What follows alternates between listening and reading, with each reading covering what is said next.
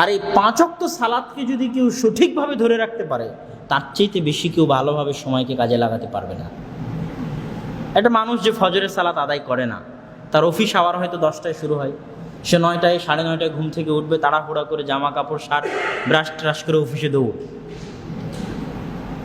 আরেকটা যে ফজরের সালাত আদায় করার জন্য উঠবে, ফজরের সালাত আদায় করার পর সে কি করবে?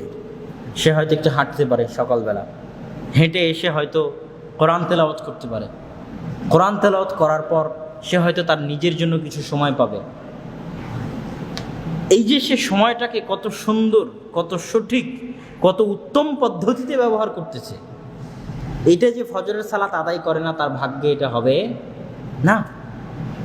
এই জন্য দেখবেন যে যারা পৃথিবীতে খুব সফল মানুষ, আমি মুসলমানদের উদাহরণ তো আল্লাহ রাসূলের হাদিস থেকে দিচ্ছি, আল্লাহ রাসূলের হাদিস তো আনবই, কিন্তু যারা ইহুদি খ্রিস্টান তাদেরকেও দেখবেন যে মার্ক জুকারবার্গ, বিল গেটস, গুগলে যদি সার্চ করেন যে when Bill Gates gets up from the bed, Bill Gates কখন বিছানা থেকে ঘুম থেকে উঠে, গুগলে সার্চ করলে দেখতে পাবেন mark Zuckerberg when Gates up from the bed, বিছানায় থেকে ঘুম থেকে কখন উঠে।